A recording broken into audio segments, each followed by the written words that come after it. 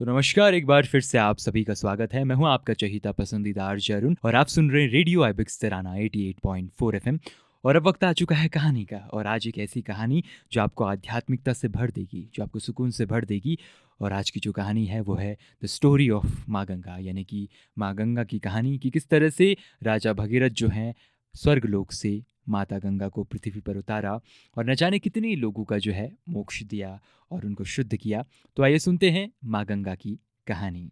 सदियों पहले की बात है, जब पृथ्वी पाप और अधर्म से भरी हुई थी। राजा सगर की 60,000 पुत्रों ने अनजाने में महर्षि कपिल के ध्यान में बाधा डाल दी थी। लेकिन इसके पीछे भी एक कहानी है।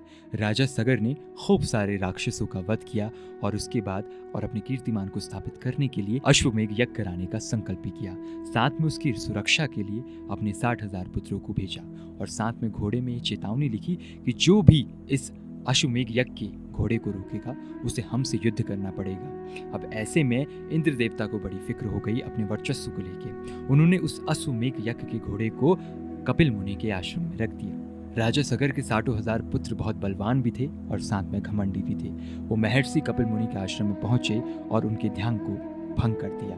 महर्षि की दृष्टि इतनी तेजस्वी थी कि क्रोध के झपके में सभी पुत्र भस्म हो गए। उनकी आत्माएं धरा पर भटकती रहीं, मोक्ष पाने के लिए प्रार्थना करती रहीं। तभी प्रकट हुए भगीरथ, राजा भगीरथ, एक तपस्वी, एक धर्मनिष्ठ और निश्चयी राजकुमार। उन्होंने संकल्प लिया कि वो गंगा को स्वर्ग से पृथ्वी पर लाकर राजा सगर के पुत्रों की आत्मा को मुक्ति दिलाएंगे।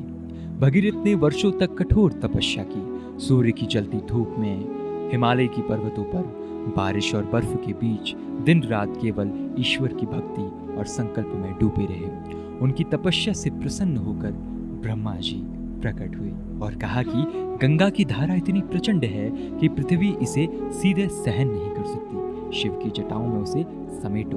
भगीरथ ने शिव की कठोर तपस्या की और अंततः शिव ने अपनी जटाओं में गंगा को संजोकर धीरे धीरे पृथ्वी पर छोड़ा। जैसे ही गंगा पर्वतों, घाटियों और नदियों से बहती हुई नीचे आई, उनकी धारा में शक्ति, पवित्रता और करुणा की गूंज थी। उन्होंने राजा सगर के पुत्रों के अस्थियों को छूते ही उनके पापों को धो दिया और उनकी आत्माओं को मोक्ष प्रदान किया।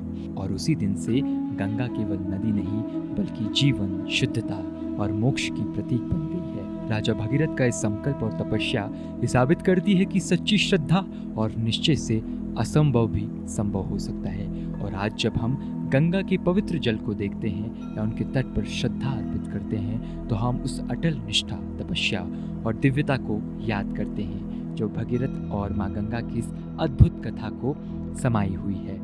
आशा करता हूँ कि आपको ये कहानी बहुत पसंद आई होगी। साथ में मैं आपको बता दूं कि हर्षिल से 30 से 35 किलोमीटर की दूरी पर पड़ता है गंगोत्री धाम, और ये माँ गंगा का पहला ऐसा जगह है जहाँ से माँ गंगा का उद्गम स्थल बना। और यहीं से माँ सीधे सीधे नीचे को बहते हुए हरिद्वार, ऋषिकेश, लेकिन अभी इस नदी को यहाँ गंगा नदी और साथ में भगीरथी नदी भी कहा जाता है। और आगे देवप्रयाग के संगम में अलकनंदा और भगीरथी मिलके माँ गंगा बनती है, जो आगे ऋषिकेश और हरिद्वार तक जाती है और आगे को निकलती है। तो बोलो गंगा माता की जय। और आप सुन रहे रेडियो आइबिक्स तिराना 88.4 एफएम। अगर आप भी इसी तरह की कहानी को सुनना चाहते हैं तो आप हमें कॉल कर सकते हैं। लेकिन आप सुनते हैं गंगा माता के ऊपर एक खूबसूरत सा भजन, रेडियो आइबिक्स तिराना 88.4 एफएम, हर्षिल धुन पहाड़ की।